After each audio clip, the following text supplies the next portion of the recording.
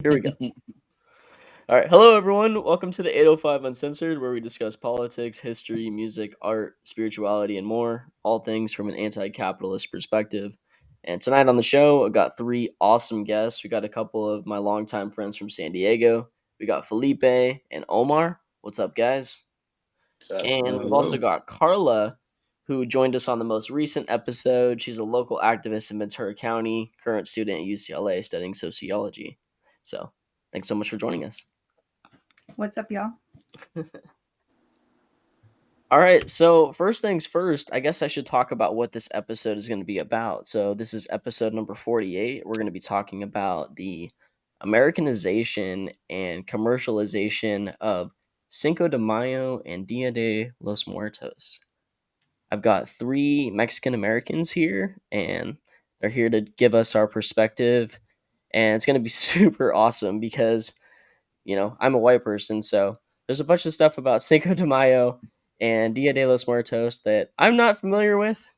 And so it's going to be super awesome getting your guys' perspective diving into this. So, first things first, let's talk about Americanization.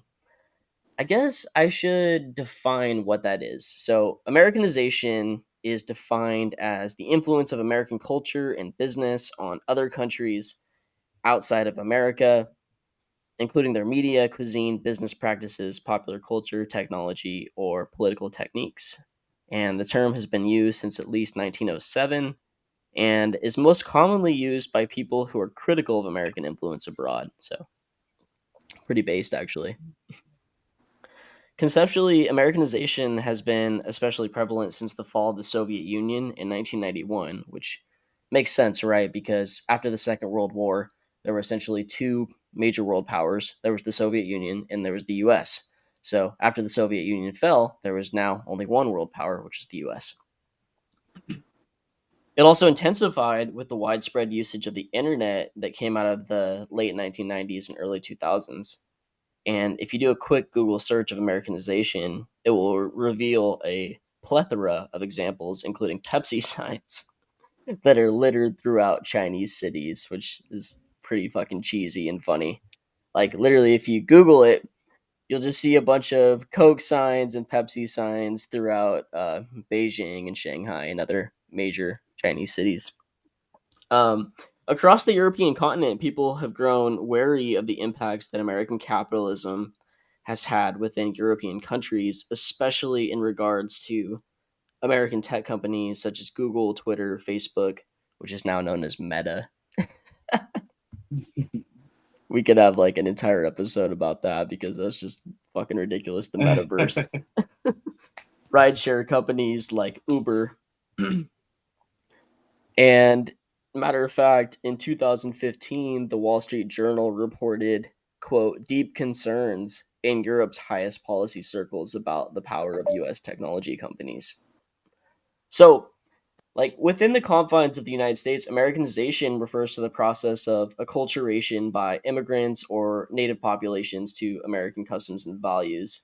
And it's also a term that's closely aligned with the concept called cultural imperialism. That refers to the creation and maintenance of unequal relationships between civilizations, favoring a more powerful civilization over a weaker one. So, we can think of right away what that means. yeah. So, question for you guys. I guess whoever wants to take this first. Um, what are some examples of Americanization that you guys have witnessed within Mexico and also the United States? Well, of course, Cinco de Mayo is the first one that comes into mind. Yeah, I mean, that's just a which we'll given. get to. Yeah. Yeah, and I Yeah. mean, as far as anything else, I mean, there's just so many things. I mean, culturally wise, and you know, there's just some food, tacos. Taco Bell. I don't know how much more deeper that rabbit hole can go, but it's Yeah. definitely there. So it's a lot. I was watching a pretty interesting documentary the other day, talking about Coca Cola. Mhm. Um, I forget the city, but it is in Mexico. Essentially, the Coca Cola company came in and took over their only source of fresh water. hired, I mean, I guess you could say, put it in a good way, they did hire over 80 plus locals to work at the factory. But what ended up happening was their only source of fresh water was taken, and the only other one basically has the I want to keep calling it a town. It's really more of a really really small town, like bordering a village. Like they really do not have any sort of like sewage system or anything like that. But their only other source of water is a river where all the waste for the town ends up leaving. So what ended up happening is the locals actually now consume more Coca-Cola than water. It was a crazy number. It was somewhere like 3 liters on average per person living in that town. They were showing it was a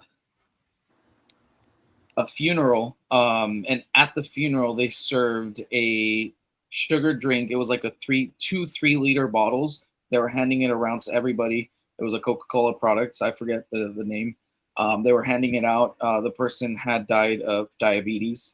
And then in that town, I believe 3 out of every 4 deaths was related to diabetes. And they also went around talking to the locals, asking them prices for Coke, for water, and the cost of a bottle of water is actually equal to the cost of a bottle of Coke. Basically, hand to hand, like a liter of water is the same as a liter of Coke, 3 liters. To them, it was just more easy to just get, a Coke rather than Right. buying water. And now that town is considered the highest or the Coca-Cola's #1 consumer. Yet they came in originally as the Coca-Cola company actually came in to set up a distribution center in that town to distribute to other towns, but that town ended up being the most damaged, both because they became the consumers, and their only source of drinkable water was taken up in order to fuel the company. Right. That's one big one that I noticed. So I mean, there's tons of, but that was a pretty interesting one that I saw the other day. Yeah, when I actually went down to Mexico City a couple months ago, I noticed one thing that I rarely saw any people that were morbidly obese. You see them here down the street, in the United States, wherever, Arizona, you see them everywhere. But down there, I didn't see them that much. So I asked the Uber driver, like, "Hey, yeah, we were talking, and somehow the topic came up about people's health." He said there is a problem with the country and probably with the city itself. The diabetes rate within the city is very high. That's a big problem that people have down there. That a lot of doctors are trying to stay away from sugar. And down there, the Coke down there, it's pure cane sugar. When you taste it, when you try it, Yep. all Mexicans know that. Mexican Coke is legendary. Yeah, Mexican Coke is like crack, pretty much. So, and it's probably on purpose. Yeah, that's fucked up, man. Actually, just to kind of like go with what Omar was saying, something that I saw right when I was like growing up, and one of the first times that we went back to Mexico, and I was like a kid, you have like family relatives that go over and like they like give you stuff and whatever. And I remember I had like an uncle, or like he's my dad's uncle. He's someone's uncle, okay? Like it's a Mexican family. So like yeah, like he'd go over and he would bring like Coca-Cola stuff because I guess he worked there. Because in my town where I'm from, like it's a pretty like relatively like small town. It's not even like Oxnard, or like if you know Oxnard, it's like small, whatever, like factories mostly. And they had like a distribution center or whatever. So like he had a bunch of stuff because I guess they give him stuff. Like they give him like Coca-Cola, like things, like the little like cans that are actually radios, or you open it and like there was like even like little aliens. Like this was like late 90s. Yeah. And it's just like I'm reminded of that, and like this kind of like almost like loyalty, like this brand loyalty, I guess, because like already jobs are so scarce over there that like like even I guess Coca-Cola coming in and putting a factory or warehouse and like getting people, you know, jobs, like they, and then giving them shit. It's like it gives them like this sense of like, oh, I have to be loyal to them. Like it's like, oh, Coca-Cola. So Mhm. like this is my company. Like this is my, you know what I mean? So Yep. like even Yeah. even with like Americanization down there in Mexico, like there comes like this loyalty because you know they're coming in and like, oh, they're giving us jobs, like they're saving us, like these Yeah. are dying towns where a lot of folks like immigrate to the United States Mhm. because there's nothing there, there's no future. So it's just curious, like that whole like Americanization, but also like I guess like you see them almost kind of like saviors in a way, if that makes sense. You know, they came into your town and they gave people jobs, so now like you're loyal to them. And yeah, for sure, everybody over there drinks Coke. Like for anything, like you know, you're eating tacos, whatever. Like you're out in the street, you're like you're buying food, like, and it's you drink soda, Yeah. like that's it. And I'm just wondering if that has something to do with just like the loyalty, I guess, or brand loyalty. It could be. I mean, me being Mexican and all that stuff. The one thing that is true about Mexicans in general is that they're very proud workers. Like they're, Mhm. if somebody in the family doesn't work, oh yeah, he doesn't work. He just, oh my god, everybody and Mhm. their mom and their dad's gonna be talking shit about that person. Like like, oh yeah, el Julio no trabaja, he doesn't work. And that's just the way it is. And so when people have a job, they're very proud of that, and I see how Coke will be like, oh yeah, here's incentives, here's merchandising for not just you, so your family could see. So there's probably a paper somewhere, some research that they did, I'm sure. That that's kind of part of that too. So you I know, mean, I grew up like knowing, thinking that every time you're gonna eat food, you have to have some sort of sweet drink with it. Like you Mhm. can't have water. It's just not even a question. Like if you're drinking water with your meal, like your family would look at you like, what are you doing? Like there's soda right there. There's juice right there. Why are you not drinking that? Um, but yeah, I mean, and I'm not sure if anyone's noticed, but like there's a lot of stores down there, and they're not necessarily branded stores. It could just be someone's little shop right outside their home. Mhm. But almost always you see a lot of Coca-Cola banners, paintings outside, and it's very rare to actually see Pepsi. It is sold in Mexico, but it's not as common as Coca-Cola. Mhm. yeah, yeah. There's places down there that you can actually buy it, not a can. They'll pour it to you in like a Ziploc bag with the straw. You walk around with it like Ziploc bag. It's a Ziploc bag of Yeah. Coke with the straw sticking out of it. That's insane to me. Like, it's just, and I remember kids buying that. I remember me buying that, I think once or twice. I'm like, that's weird. Why are you putting Coke in a bag? Like, who does that? They do that. So, Yeah, did you guys see that photo that was going around where there was an Amazon factory? I can't tell you what city it was in Mexico, but Mhm. yeah, It was Omar, it you're was shaking. Tijuana. Okay, It was yeah, Tijuana. Yeah, it where was TJ. it's an extremely poor neighborhood, and then they just have the Amazon factory just fucking situated right there, and it yeah. just yeah, it exposes everything that you guys are talking about. But, no, Yeah. they're I mean, offering jobs. But see, even then, it's like it's almost as if they know that where they're setting up, like the conditions, that they're not as good, Yeah. and anything better than what is already there to them, and the company coming in, they see it as, hey, no matter what, it's better for them. Yeah. But I mean, it just because they have jobs, they're still not getting paid what they should be. Mhm. But like Karla said, it's almost like seeing them as saviors. Like they came in and they gave us a job, and I mean, it's not just with Coca-Cola. I've seen it with a lot of like American companies. I know a couple of people that have companies in Mexico strictly because the labor is cheaper. Then Mhm. they import the products over. They get charged, but to them it's better than paying someone here to do the same, basically the same job, but you have to pay them more.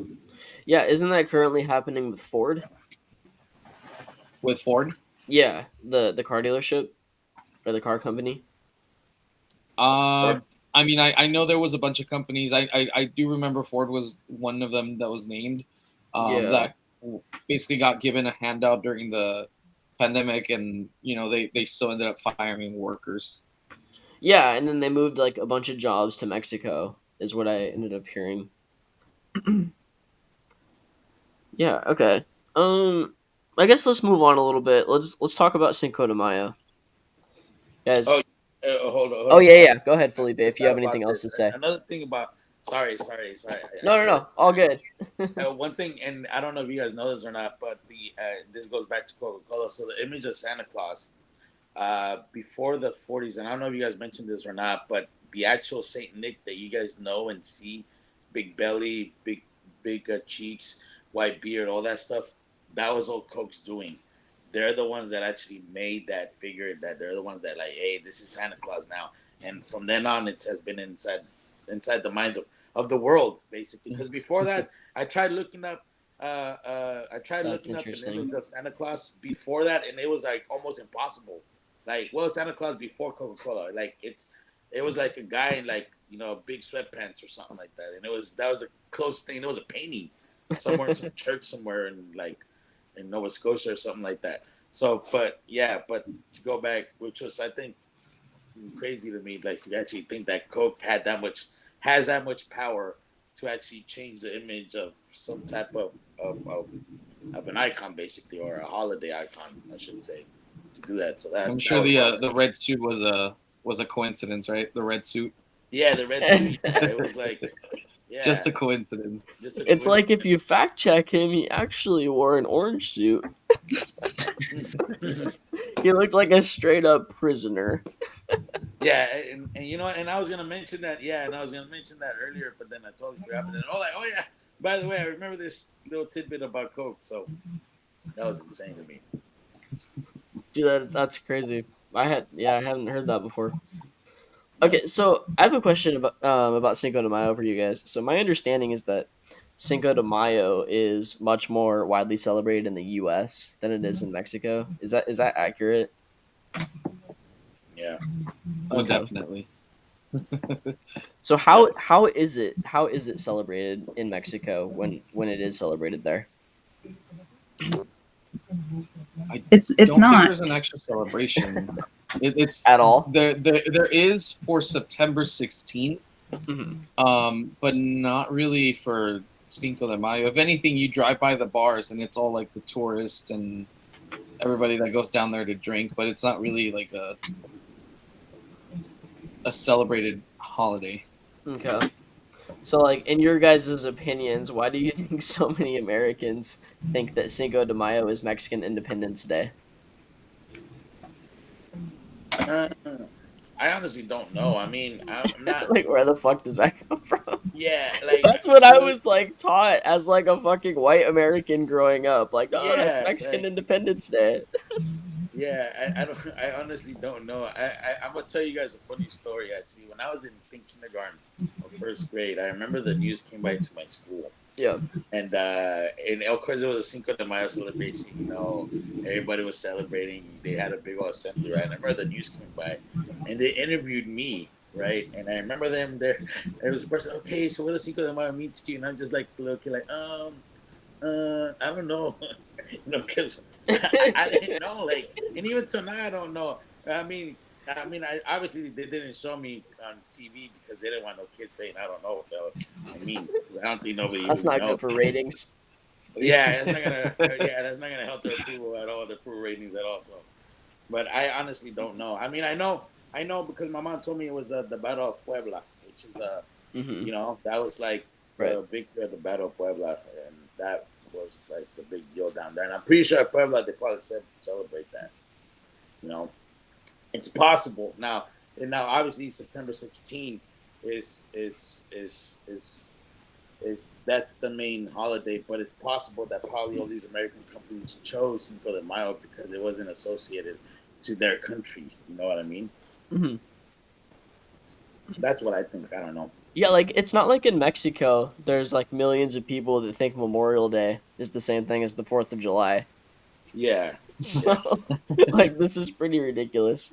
Yeah, If you think, not for nothing, but there could be a company if they place it correctly that would actually push that, not push that holiday, but push a holiday where they celebrate the fallen soldiers for that country.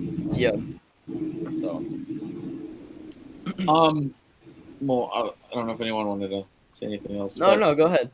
um, I the way I think about holidays is mainly like they're just it's another excuse for spending money, and Consumerism. um, right, consumerism. The I believe it was in the 80s, if I'm not mistaken, where they started introducing the whole idea of like Cinco de Mayo in order to boost alcohol sales. Yeah, you're And right. I was gonna talk I'm about not that. Beer sure, companies in the right? 1980s. It was the 80s, right? Yes. So I'm not sure if how the sales were then, but I know now the like alcohol sales during that time, they're probably pretty on par with the sales during Super Bowl. Mhm. probably, Yeah. you Okay, got. and Oh, like just really quick, because like my parents are on the other side of this door, like in the other room. Uh, And if I don't say the history, they're gonna kick my ass because like I was brought up like, I was born in Mexico. I was born in Michoacan, yeah, and yeah. we came over here when I was a kid. But like, especially my mom, like really taught me like the history, right? Hmm. Like like you're not gonna be like a no sabo kid. Like you're gonna know your shit and where you came from. So okay, this whole thing with like Cinco de Mayo is like a little complicated because Cinco de Mayo, La Batalla de Puebla, was like 1862, right? Where like the French came in and they came into Puebla. They came in from Veracruz, Yep. and they were like, yeah, we're gonna take this shit over or whatever. So then, like, I believe truly, first of all, like it got like what's the word? Like mythologized. Like it got like taken not out of context, but like kind of exaggerated, like a tall tale almost, Mm. like because Exaggerated. yeah, the thing is like, yeah, they came in and it was like 6,000 troops, right? Like French, like army, and they came Hmm. into like this town, and mostly like there it was like peasants, indigenous people, and they were like, nah, you're not going to take our shit over. So like they ran them out, right? But what a lot of people don't realize is that like a year later they came back and took over everything. Like the French really? came back, and I think that's why in Mexico they don't really make it a big deal because it's like, well, yeah, it was nice that you ran them out that one day, but a year later they just came back and took over our shit anyway. So like in Mexico, it's Independence Day, and it's actually Dia de la Bandera, November 20th, the only holidays that are like observed. But actually here, the thing here is that around the same time, like 1862, 1863, it was the gold rush in California, right? So a lot of people were migrating to California because back then, the border, like it was still like a lot of this shit was still like Mexico and shit like that, right? Yeah. So people like right on the heels of that were coming over here to like mine for gold and shit like that. And these were like Mexican people. So like they came and, like they actually celebrated. Hmm. So even back then there was like a large congregation of Mexican people in LA, and there are actually recorded like historical recordings finding that Cinco de Mayo was celebrated in LA as early as 1863, like even a Oh year wow. later, commemorating that shit. Wow. But the thing is, and this is so this is where it gets like exaggerated, right? Because they're coming in, they witnessed it maybe, or they heard about it and they're like, oh yeah, we ran the French out, blah, blah, blah. But then like a year later, the French took over. But then these people obviously stayed in California, the gold rush, or they stayed in LA. And like somewhere along the lines, right? Oh, and then before I forget too, like, cause like I have to mention it. So especially for like a lot of Chicano or like people that study like Chicano culture, Cinco de Mayo is very important to them because supposedly around that time too, that the French were trying to invade, that was when the Civil War was happening. Hmm. And the French actually wanted to come into the United States, and they were trying to come across Mexico. So they were banking on the Confederacy fucking things up, and like so they can swoop in. So they were actually trying to come in and do an alliance with the Confederacy. Um, so a lot of Mexican people obviously were like union, like pro-union side, because slavery was abolished in Mexico, right? So like that was like that had already been abolished. Mm-hmm. So anyway, they were like pro-union, whatever. So like a lot of Chicano historians consider Cinco de Mayo being super beneficial, and that it even like in a way like not like swayed it, because I think it's like a little exaggerated too. Like they try to claim like, oh, like this is why like the Confederacy didn't win the Civil War. You know what I mean? Like Yeah. because France wasn't their ally. But like like I think overall it's just a little like it gets exaggerated by like folks. Like it gets like grandized. It gets like mythologized. You know what I mean? Mm-hmm. But I do have to note that like yeah, they're like Cinco de Mayo was already celebrated here in what is now like LA and shit like that. Obviously, because then it became the United States, right? When fucking whatever the fuck that happened with Santa Ana and shit like that. But we cannot deny that it has become commodified. Like it's like people here, they're like, oh yeah, it's the Independence Day. I heard people saying like, oh, it's Emiliano Zapata's birthday. I'm like, bitch, what did like Zapata's birthday? Like shut the hell up. Like people don't even know anymore what it is. Yeah. You know, like When is his birthday? it, not May 5th. It's not May 5th. But like yeah. And then what Omar was saying, like it has become like this like beer fest, basically like Oktoberfest, right? Yeah. Yeah. And to me that like there's something so icky about that, because you know there's always like there has been the stereotype of like the drunk Mexican. Mm-hmm. So now like you commodified Cinco de Mayo, you Right. Americanized it, and now you're selling us beer when you have like stereotyped us as like drunk lazy Mexicans. You know, like there's just something so like off about that whole shit that I don't like. Yeah. No, totally true. Sorry. I don't know if you guys have seen like the movie Enemy at the Gates. No. I've seen it. So it's essentially, I want to say it's based on real events. I know for sure it is based on real events. I just don't know how historically accurate it is. But it's essentially a movie about this sniper for World War II. That ended up you remember the movie, right? Yeah. Just they ended up taking or he ended up killing a bunch of Nazi high-ranking officers, and they started using him kind of to spread propaganda. First off, to scare the Nazis, you know, here's our sniper, he's gonna get you, Mm-hmm. but also to boost morale with the Allied forces to, you know, let them know, hey, you know, we got hero among us, and you know, this guy who is just this average Joe coming in from, you know, nowhere, he is now like a hero of war, and you know, if he can do it, you can do it too. Mm-hmm. And I kind of see you know, the Battle of Puebla is kind of like that, kind of like boosting Like a the David versus morale Goliath of, kind of story. yeah, because I mean the French troops were way better equipped than Yeah, and the what. Mexican troops were outnumbered literally 2-1. Right. So, you know, hearing that and the fact that they won kind of like sent these like, you know, we can do it, you know, Yeah. vibes over to Mexico and or, you know, all over Mexico, but just kind of I was, you know, reading up into it, and then that movie just popped into my head, and I was trying to think of like a way to like kind of compare it to something else, but it was almost like a like Karla said, it was just more like it's exaggerated, but it was kind of like a necessity for others to like keep on fighting. Mm-hmm. Motivational tale. Right. There you go. Okay. Yeah. That's actually very fascinating. It kind of ties into like how Mexico and how it became what it became. I don't even know Yeah, if people still celebrate it. I mean, I don't even remember the last time I celebrated it. I don't think I've ever celebrated it, as a matter of fact. it might. I don't know. I might be wrong about this, but I think it's predominantly like just celebrated in Puebla, right? Hmm.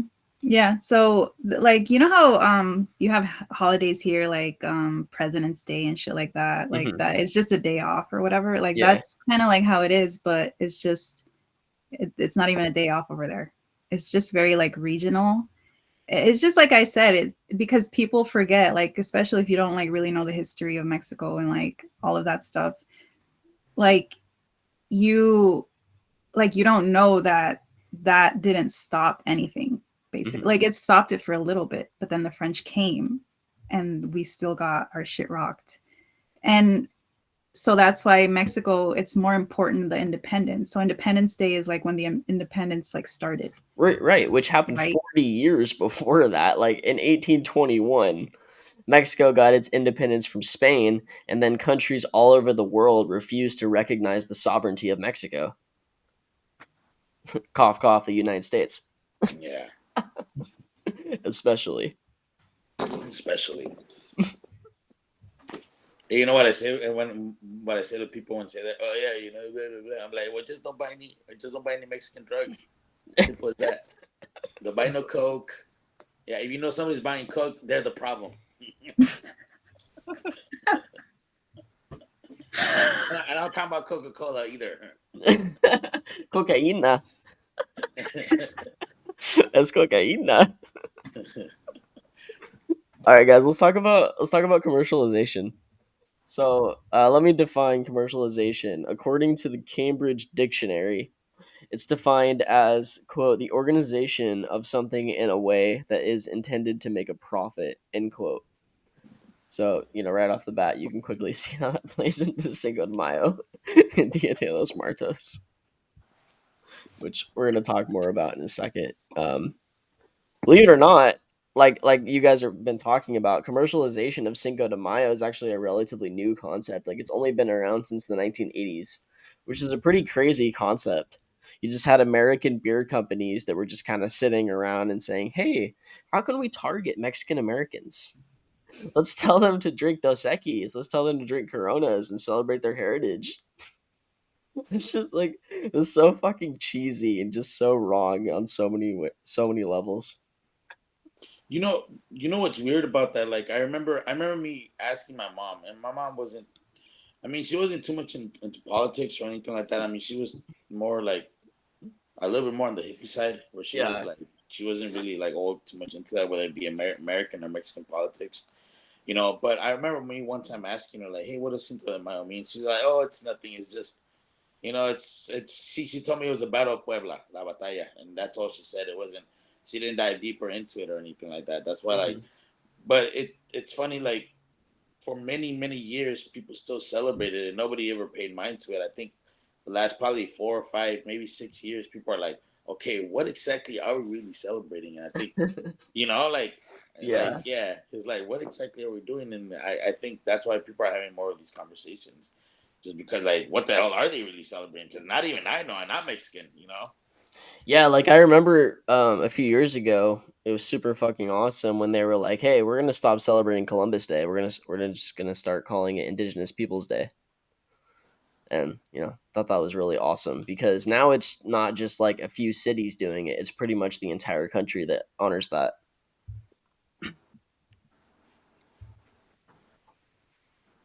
Damn. So wait, do you want us to stop celebrating Cinco de Mayo? Should we just take it back? Should we like like not for you anymore? Like like time The out. parties are too Yeah, good. we should like yeah, we should like create our own like our own like that's the day that you don't take out the trash or something stupid like that. Yeah, let's take it back from these corporations. Yeah, I don't. I just sit on my Actually, ass. I don't go to work. Yeah, yeah. The 5th of May, I just don't do shit. Yeah, I don't do shit. Yeah, exactly. I don't talk to nobody. Don't talk to nobody. I'm gonna be at home, getting drunk, eating, or whatever the fuck people do. I don't know. No, we should just storm like French like bagel places or like some shit like that. Just like that's how we're Yeah, gonna celebrate. and then just knock everything over like, hey, this is Cinco de Mayo. Cinco de Mayo is when you raid the local the Yeah. local bakery. As a dad, don't eat French crepes. Only the American businesses. You guys want to talk about Day of the Dead now? Oh my god. Sure. Okay, so Dia de los Muertos is a holiday traditionally celebrated on November 1st and 2nd, though other days such as October 31st and November 6th are also included depending on the area. The holiday originated in Mexico, but has since spread all over the world by people of Mexican heritage. And despite the holiday being centered around the dead, it's very much a celebratory occasion. So, question for you guys, whoever wants to take this first, is how do you and your family celebrate the Day of the Dead, and what are some traditions that take place in your household? Karla, how about you first? I guess I should probably pick somebody. All right. So okay, so this is a lot because yeah, you know, Dia de Muertos is like, and this is what I think a lot of people don't understand, that it's different in a lot of places. So Mhm. different people like celebrate differently. And for us, to be quite honest, we don't really do anything because where I'm from in Michoacan, because a lot of people, you know that you build the altar or whatever, like el altar, and you put like photos and Right. like we don't actually really do that. So for us, like my mom would tell me that growing up, like um you go to the cemetery, like obviously like if you live, where your family's buried or whatever, like near the cemetery, like you actually go to the cemetery and you set up everything there. So Mm. like if you Google, because we're from the area that's by Pátzcuaro and Janitzio, which like in Michoacan, like that's our like that's Dia de Muertos. Like actually in our indigenous culture, Purepecha culture, um, on that day, the souls of the ancestors and like our family members cross over like on the, because it's like a lake, a lago in Janitzio. Hmm. So that's why that's like the epicenter, I guess. Um, so you just go to the cemetery and you decorate the cemeteries. But anyway, I was saying like if you Google Janitzio, Dia de Muertos, like you'll see like they get down. Like the altars here and stuff, like no, like they get down, like they decorate Hmm. the tumbas, like the gravestones, and you put ofrendas there. So you put like stuff that like your family members like mole or whatever, like if they played Monopoly or some shit, like a bottle of tequila or something, like, and you stay there because you're hanging out with you're hanging out with them there, like you're there with them the whole day, because it's not just for us, it's not just like, you put up the photos and like you remember them, which like I think a lot of people think that that's what it is, but it's like no, like on that day they're physically coming over to this world. So that's why you're there, and that's why the stuff for them is there, so that you can spend that day with them. So that's why here, obviously, like we don't really have a lot of people buried here. The cemeteries aren't like that accessible, and they don't let you do that. I think the cemetery here, I don't know what it's called, Santa Clara or whatever in Oxnard. Hmm. They started allowing folks to do like altares and stuff for Mm. Dia de Muertos, but like that wasn't always the case. So for Hmm. a lot of us that we would go to the cemeteries, like we don't have that tradition of like doing altares like in our houses and stuff like that, because it's like no, we're supposed to go to them, like if that makes sense. So yeah, we don't like we started doing altares and stuff, but that was very like because we don't have access to our people basically. But before it was just like you go to them. They don't come to you. It's like don't call me, I'll call you. Like I don't know, like that type. Oh, that's really interesting. Thank you for sharing. Felipe, what about you?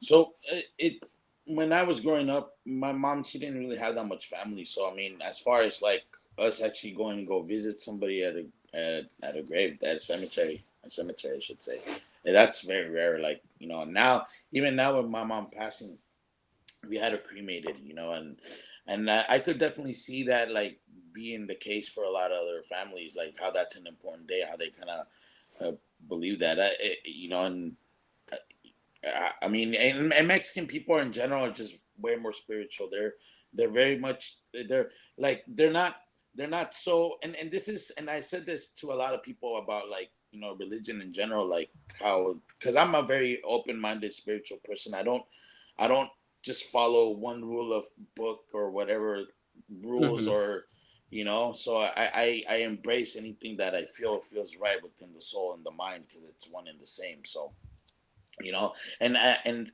Mexicans are like that too, and a little bit of Catholicism is kind of like that. It's like, yeah, you can believe it, yeah, you can do this, but also feel this about that and feel this. It's not so rigid. So, and I think that's one of the reasons why that's so big down in Mexico, because to say a day where they come and they roam the earth is kind of like them having that privilege. Of course, people are gonna embrace that, you know. So as far as me goes now, I don't really celebrate because I don't have people to go and visit at a gravesite. I have my mom's ashes. We put her ashes in the ocean.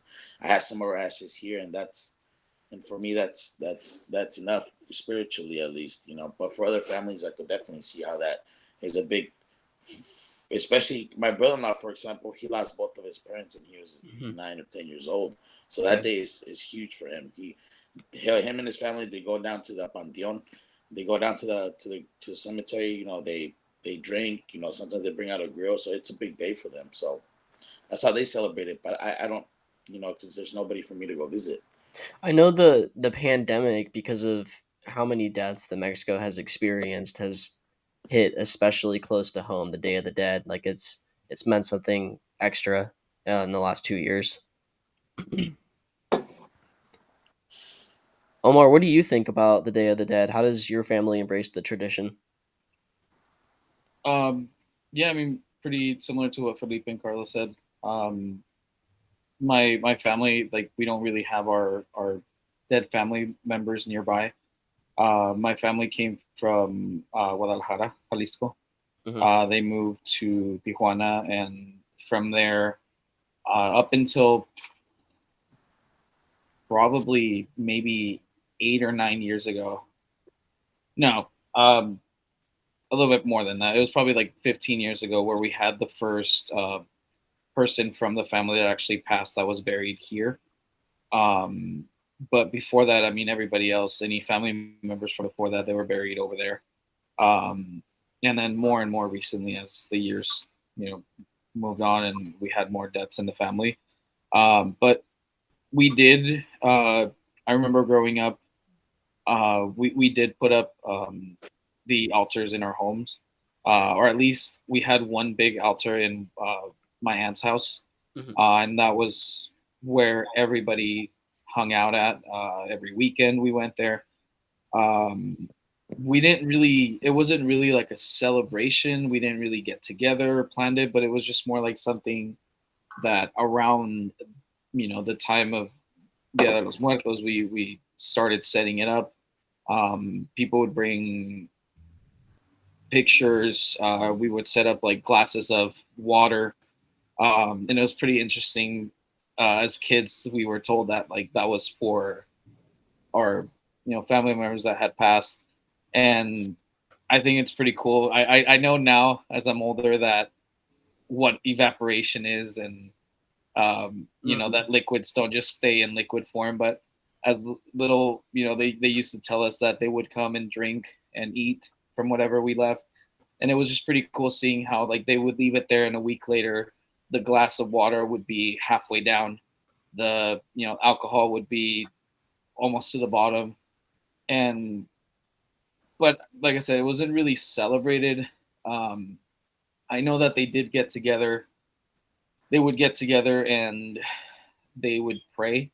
They would usually do like some sort of like rosary. um they would, I just remember me hanging out with my cousins and they would pray for like 2 hours. um they do this as well whenever somebody passes. I want to say it's like the 40 days, 30 days after they pass. Everybody gets together and they do like praying for them. to have their soul basically be taken to heaven. My family's very very religious, Mhm. but that was like as much as like we really celebrated. Other than that, it wasn't really like a holiday. It wasn't really something that we talked about. It was just more something that we did, and it just kind of like became a tradition. Um, but yeah, Well, thank you guys. That was really beautiful. Really appreciated hearing all that. I wanted to read a quote from Chicana artist Ofelia Esparza, who's based in East LA. She recounted her mother's words regarding Dia de los Muertos. Quote, "We all suffer three deaths, and the first death is the day we die. The second death is the day we are buried, and the third, the most dreadful of all, is to be forgotten." It was East LA Chicana artists like Esparza who helped popularize the Day of the Dead in the US starting in the 1970s.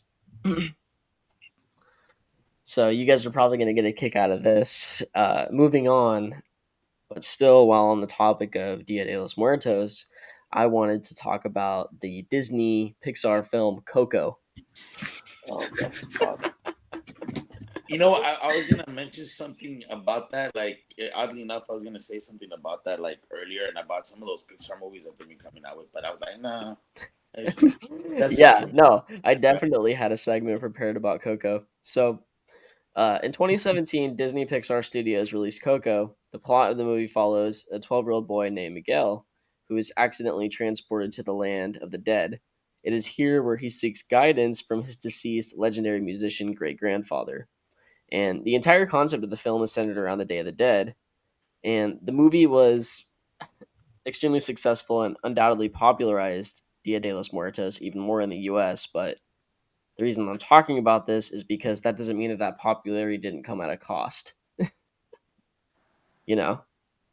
So if you walk into any store in the US after August, you'll see alongside traditional Halloween decorations like jack o' lanterns, you see Dia de los Muertos themed decorations on literally everything. Lalo Alcaraz, who's a well-known political cartoonist, says, "quote It's not Disney or Pixar's fault. They're not responsible for it. It has just been a general trend because of mass communication, capitalism, and maybe NAFTA." End quote. They mentioned because of the cross-border commerce between the U.S. and Mexico via the trade agreement that started back in the '90s under Bill Clinton. What do you guys think about that? I mean, you know, it- you know, I don't know if you guys know, and I don't know if I mentioned this to Jordan, but I do things. I write a lot. Like I write stories and do all this other stuff just because, and I do that for my own, for myself. I do that because I feel like there's voices and stories, especially me coming from what the stuff that I know. Hmm. So I the thing about Hollywood in general is that they are running out of ideas. You know what I mean? So I think this stuff like this is gonna start to keep coming out. Like, just because like, oh man, we needed to come up with something. Oh, let's do this, let's do that. They're gonna pop up whatever thing that they think is gonna be a great. I mean, don't get me wrong. I haven't seen Coco personally. I don't know if I will. I might just because I don't have kids to go see it with. What am I gonna do? Like alone by myself watch a kids movie? Which I mean, I watch anime, so I guess I should. That wouldn't be too bad. You know what I mean? But I'm yeah, too good for Coco. yeah. I'd rather watch anime. Coco, no. Like what am I gonna say? But yeah, I mean, it's just I think Hollywood just running out of ideas. You know what I'm saying? Like, and we see that already with like the stuff that's coming out. I mean, we see a superhero movie once every like month or two, or however Yeah, no shows, and shit. they're all like that. And that's another topic that I can go deep dive into. But yeah, I mean, it's just that they're running out of ideas. I mean, bless their heart for what they're trying to do. I guess I don't know how to take that, but yeah, I mean, that's just all it is. It goes back to capitalism. Pictures like, what should we do about? Oh, let's do it about this. You think people are gonna like it? Yeah, I don't know how many million Mexicans that live in this country. Yeah, let's at least they'll like it. You know what I mean? Yeah. So That's pretty much it. I don't know what else anybody else has got to say about that. Um, I have a love-hate relationship with Coco. Like, look, I saw the movie, I cried. I saw it in Spanish too. I cried. Okay, like, and there are a lot of things that that movie got right culturally. Like, okay, well, again, let me like tell you, I'm from Michoacan, and like I saw a lot of people like complaining about Coco, like the lore, I guess, of the other Muertos, like with the butterflies and like the bridge, and then I'm like, okay, well, a lot of people don't know that Coco was actually based from a small town in Michoacan. So a lot of the Dia de Muertos lore comes from our lore, like which comes from the Purepecha traditions and stuff like that. Because a lot of people were complaining from other parts of Mexico, like, oh, that's not even what it is. That's not like, okay, that's not how you do it. But yeah, that's actually kind of how we do it. That's why like I kind of hated it because I wanted to hate on it, but it got some of the stuff right. And I'm like, okay, that's kind of cool, I guess. Mm-hmm. But the thing too with that is that they went actually on location. It's animated, but they actually went, and I don't know the name of like the town, but it's like a super like rural like town. Like, you know, a lot of like just poor people working there, or like a lot of people that have like immigrated to the United States.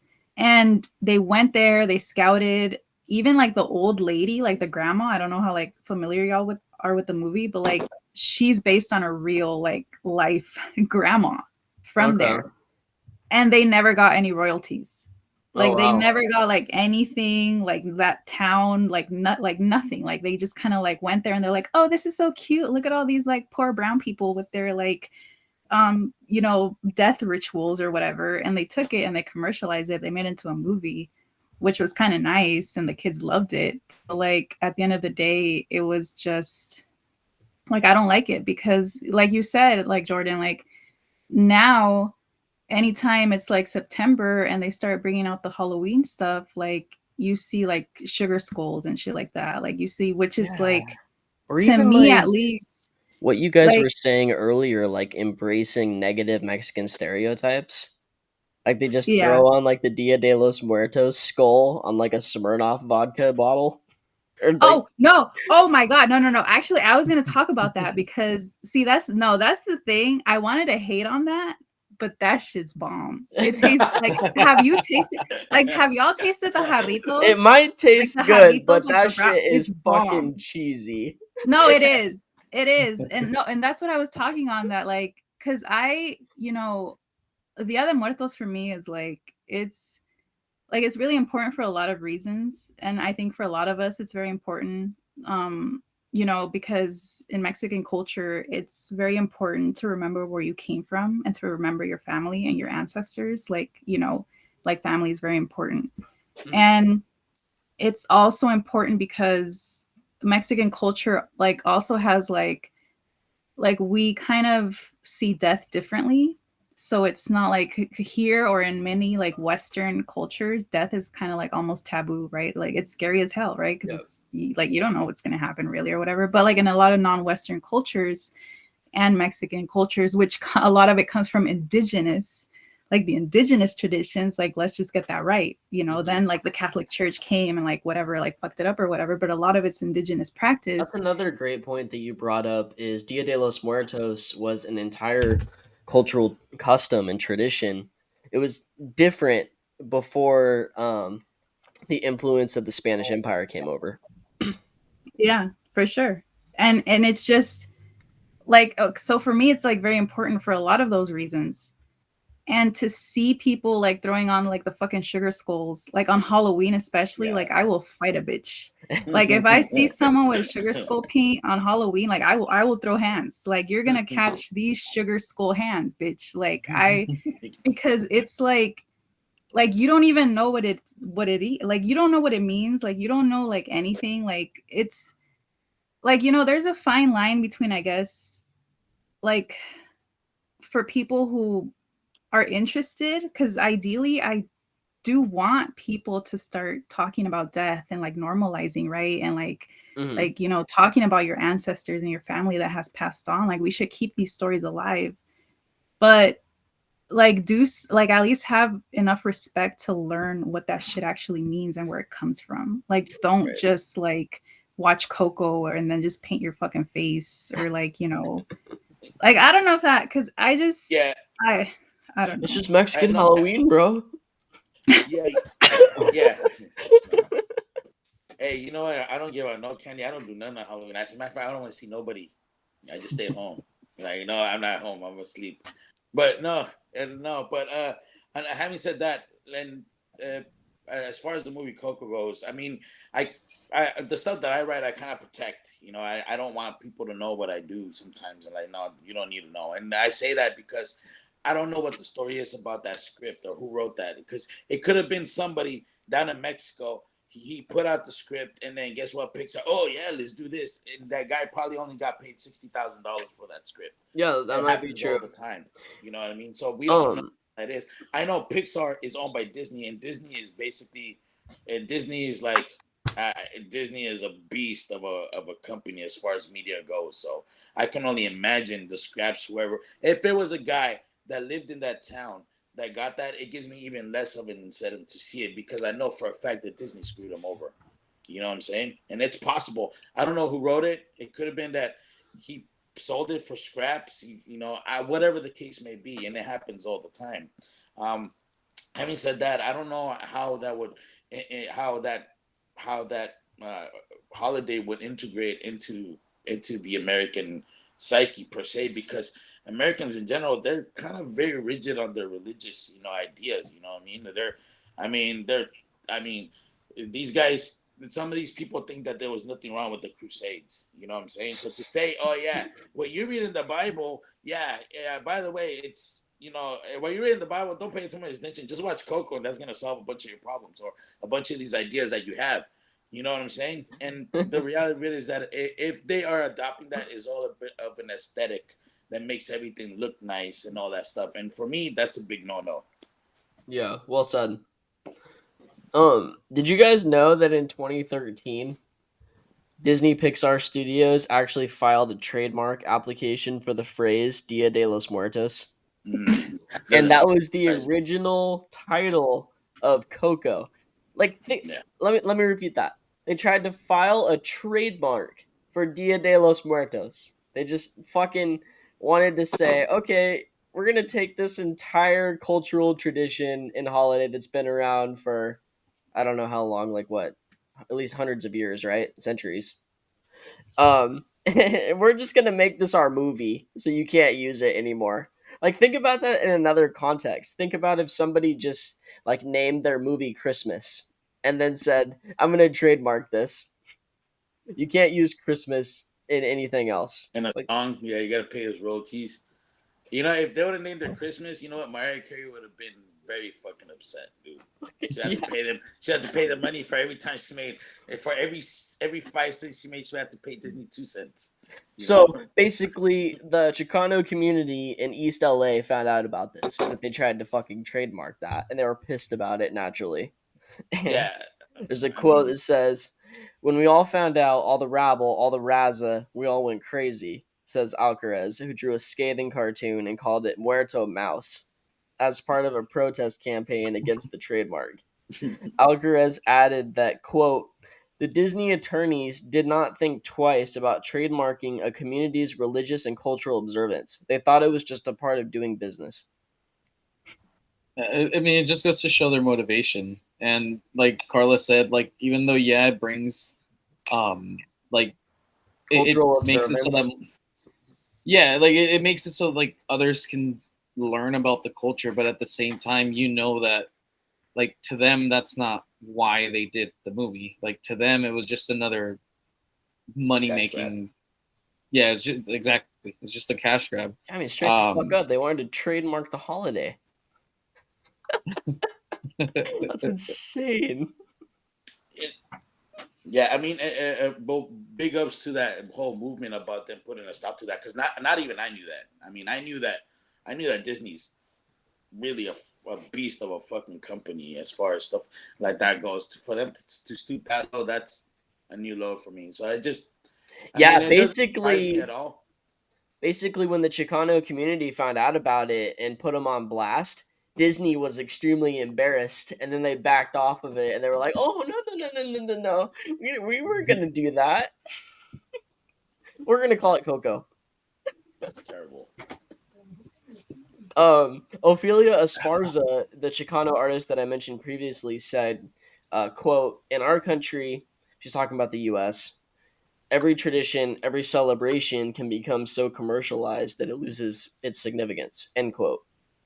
Like, I can't think of a better summary of the US. Yeah, I mean, I don't know. I don't know. You know, I don't know what to say about that. I mean, there's so many things to say about that that is so very true about that. You know, there's people out there that you tell them that they'll get offended. No, we got more culture than that. Do you really? You know what I'm saying? So, I Yeah, don't know. there was a picture shared the other day that was like, teach a man to fish, he'll eat for a day. Um, teach a man, or sorry, give a man a fish, he eats for a day. Teach a man to fish, then buy the pond, then make him fish for you, then pay him a percentage of what he could do, then sell him the fish, and then when you hear him complain about my back hurts and my teeth hurt, it's because nobody wants to work.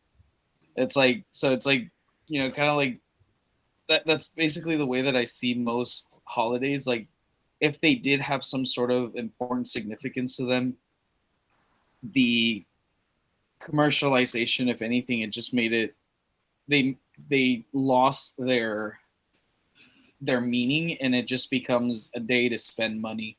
Mm-hmm. I started seeing it more and more, like, as I was growing up.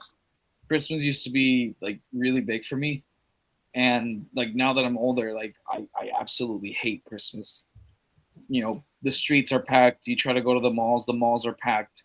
People are spending money they don't even have to give people gifts. So what? Like, I give you a $20 gift, you're gonna give me a $20 gift. That equals zero. Let's just not give each other anything, because at Yeah. the end of the day, it's like I get small gifts where it's like, oh look, I handmade this thinking of you. That's one thing.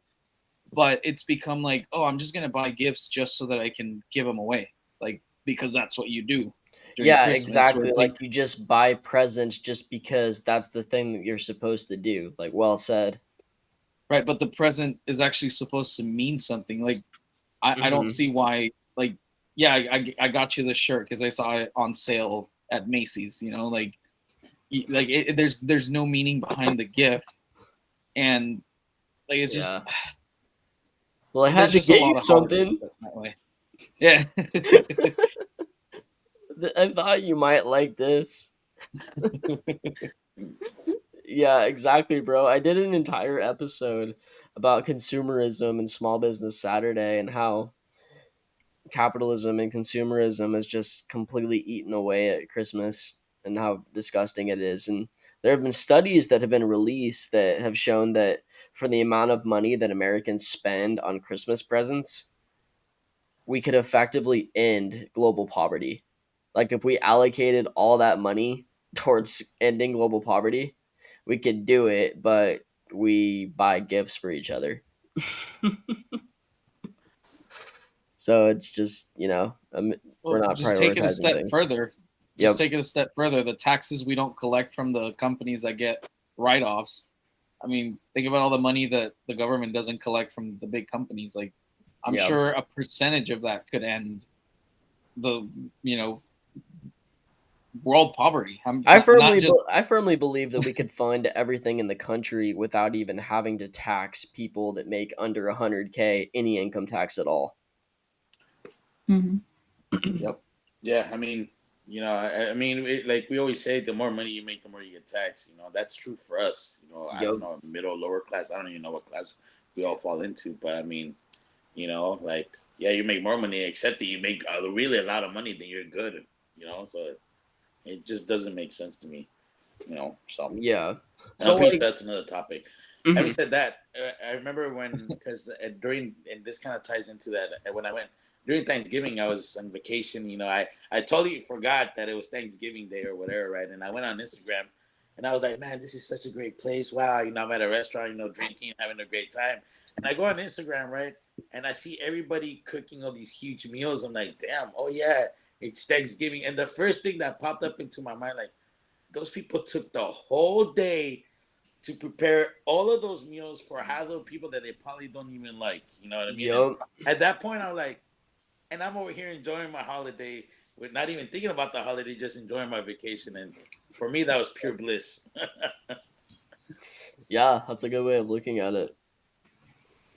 I guess that's also like the reason why, like, especially Dia de los Muertos, but like Cinco de Mayo, like becoming commercialized. It's almost like they will, if not already, lose their meaning. So it's almost like you don't want it to happen, but you know that while it's happening, yeah, people could learn about it, but at what cost? Yeah, exactly. Yeah, like well said. Like, to be clear, this entire episode isn't to paint a negative picture that Dia de los Muertos and Cinco de Mayo, like it's not a negative thing that they've been brought into the United States by any means. It becomes a problem when an entire cultural tradition is commercialized and removed from its original intended purpose. And like I was saying, I would make the entire same argument about Christmas, the way that we've commodified it, and the way that consumerism has served as a source of psychological warfare against the American people in particular. Um, and the US is especially like the proverbial belly of the beast with regards to capitalism. Like, capitalism exists across the entire world, but I firmly believe that we're at a later stage of capitalism in the US that a lot of the world just is not experiencing. That's fascinating, actually. I mean, yeah, and I could see that. I mean, we have people on the internet that are in the same class as us as far as money goes, and they're defending billionaires like they're gods, and that's wild to me. That is 100% fucking wild I because mean, it's you like, see the memes. It's like yeah, like when somebody mentions taxing billionaires, people that make under 50K a year, it's like just fucking losing their shit, and it's like yeah, it's not going yeah. to There was impact you at all. Yeah, like there was a meme that showed a pillow with all these like jewel things on it, and it said, "If your pillow looks like this, don't worry about Biden's tax plan." Or if you got popcorn ceiling, don't worry about Biden's tax plan, and that's fucking true. Like I'm like, bro, like you're worried about that? Like, dude, how many pairs of shoes do you own? Like Like, all the people that are like smoking cigarettes and like, I'm not taking the vaccine though. yeah, it's insane to me. Like, I'm I like, don't bro, trust that. yeah. This is and it's funny too because that kind of like if I'm in a public setting and if somebody talks politics like in any shape or form, I shut down. Like because I immediately if they say and I don't like to judge people based on their intelligence. I really don't because I could be wrong, you know. And a great way for somebody to show their intelligence is when they start talking about political stuff and when they don't know half of the stuff that they're talking about. Yeah, I that's understand that accurate. I don't know everything, you know what I'm saying, and I wear that badge. Like, yeah, there's some stuff that I know, there's some stuff that I don't know, and I wear that badge 110%. You know what I'm saying? But when people kind of like say, "Oh yeah, no, it's this," yeah, but it's, I'm like I just want to leave and not even just say a word to anybody about anything, just because there's no point in going down that road with a lot of people. You know. Yeah, no, you're right. Having said that, this forum right here. This is this is kind of perfect, and I think more people should have these types of conversations with just in general. Cool, man. Appreciate that. Well, that's all I have prepared. You guys have any final thoughts you'd like to share? Karla, Omar. Yeah, well, okay, just to add on, like, we're talking about like the commodification of these holidays, right? Hmm. And I guess just like one last thing too, like why I get like super bothered about like, stuff like um Cinco de Mayo or like Dia de Muertos, and like where people almost kind of like bastardize the holidays or whatever. It's like not even the original meaning or whatever, because to add insult to injury, it's not just like, you're selling our shit that actually means things to us, and you're just selling it and marketing it and like mass producing it, right? Oftentimes in like warehouses and factories like in Mexico, where like workers are getting paid like less than 50 cents like a day or some shit like that, right? And then you're just shipping it here and selling it over here to like all of these like white people and whatever. Yep. It's also like this thing where they like our culture but they don't like us. Yeah, because you know you have like people celebrating Cinco de Mayo and like going to like like Cancun put and on shit your like that, like sombrero and drinking. shit. Yeah, but when it comes to like you know like actually fighting or advocating for rights of like Mexican Build people that wall. or brown people, it's like no, oh, fuck them, you know, like oh that's just the gardener, that's just the jardinero, or like you know you're just like you know an illegal alien or whatever. Like they like our culture and they want to take and commodify our culture. Yeah. And they just want to leave us to die, Mm-hmm. basically. Like that shit gets to me. Yeah, yeah. Absolutely. Well I, I, said. totally, I totally agree with that 110%. I remember uh, there was I read somewhere an article somewhere on a Facebook account that I follow. I forgot where there was a bunch of like spring breakers down in this when Trump was in office, like like his third year in or second. I don't remember. He when Trump was in office, and I remember hearing about all these spring breakers, and of course all of them white college kids. You know, they start chanting on this resort in Mexico, just build the wall, build the wall, build the wall, and that was just insane to me. Like, it's not. I mean, like In how not Mexico. important is your life? You know what I mean? So I don't know. You know, it's a crazy world that we live in. You know, the amount of stuff that's out there as far as you know, as far as mindsets go. So that to me is wild. Like I would have never thought. Nobody would have like if I would have been in high school and if somebody would have told me just randomly some guy in a black hat from the future, you're gonna meet a lot of weird, crazy, shitty people, and he just runs away. I wouldn't have fucking believed them at all. You know what I'm saying? Like that's insane. Like nobody tells you, hey, you know what, you're gonna meet a lot of fucking shitty people. You know, so. Yeah, that's facts, bro. You have any last thoughts somewhere? Um, just I you know I wish things wouldn't be as fast paced as they are. And I feel like you said, you know, the U.S. is in the next stage of um, what word that you use right now? Later stage of capitalism. There you go. So I feel like the more and more deeper we get into it, the faster life moves. Hmm. Just because everything is, you know, pay and don't ask questions about it. Just, you know, you're supposed to spend the money that you earn, and we tell you where to spend it. And I just, you know, I really do wish it wasn't that way, but uh, yeah, I mean, I think now it's up to people to really think of how important these like traditions are, and like Carla said, you know, like know where you come from, and um, I just think it's something that we have to keep going through the generations. You know, like now it's up to us to show the younger kids where they come from. Hmm. I mean, I'm first generation here, so I want my kids to know where I came from, and I don't want them to just think, oh, you know, I'm an American and I'm supposed to spend money. Like, just I guess just learn your, you know, learn about who you are, and just respect everybody else's culture and, you know, traditions, and I just think we should all get along a lot better than we do, and yeah. Yeah, for sure. I definitely agree. Felipe, do you have anything that you'd like to plug?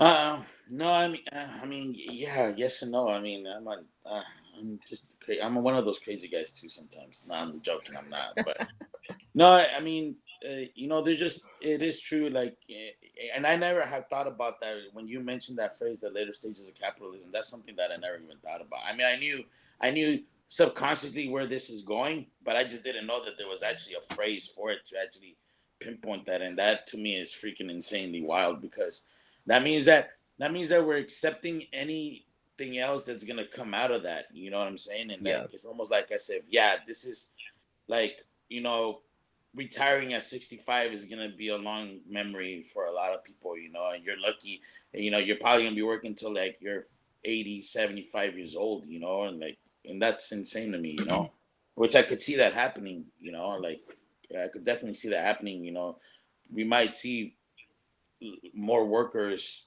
older people, and you see them now, but you might see them more often as time goes on, as we get older, you know what I'm saying? So, and Mhm. that's what this capitalism, so.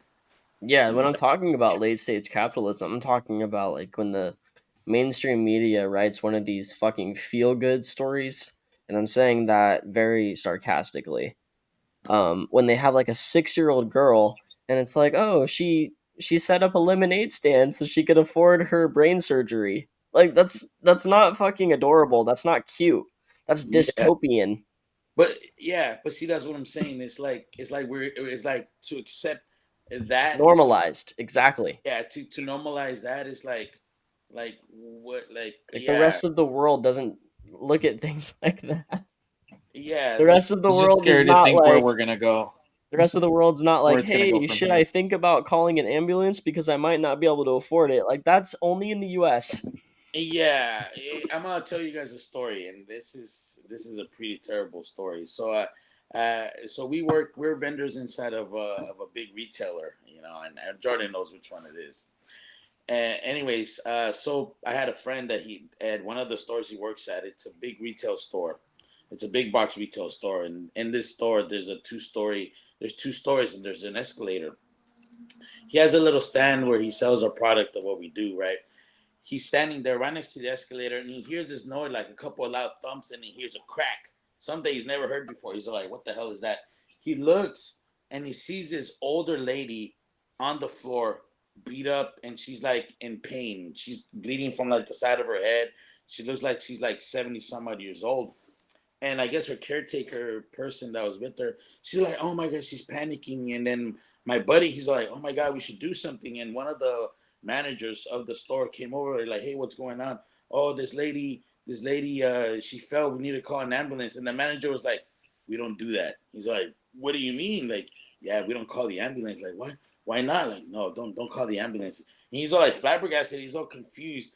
Well, I guess finally the girl that was with the lady, the caretaker or whatever, they finally called an ambulance. They brought her, took her. I guess she broke a pelvis or whatever, where the case may be. Well, it turns out the reason why they don't call ambulances is because if an ambulance gets called from one of the employees all automatically lose their bonus for that quarter. What the fuck?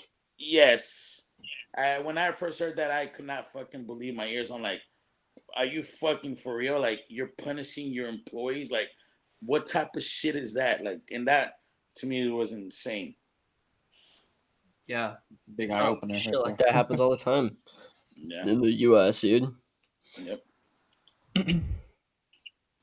All right, well, do you guys have any social media or blogs or anything that you'd like to plug before I plug myself? Felipe, Carla, Omar? No, I got my No. Instagram there. I follow you guys. You guys want to follow me? You guys are more than welcome to. I'll follow you guys back. For sure. Well, I'll tag you guys as soon as I upload the video. I really appreciate you guys taking time out of your night to join me this Saturday night. Uh, really awesome conversation, like I knew it would be. And thank you guys so much. Have a great rest of your night and stay safe out there. Um, you guys can find the 805 Uncensored at 805uncensored at gmail.com. I'm also available at 805 Uncensored on Twitter and 805 Uncensored Pod on Instagram. Thanks so much, guys, and have a good rest of your night. Peace. Thank you.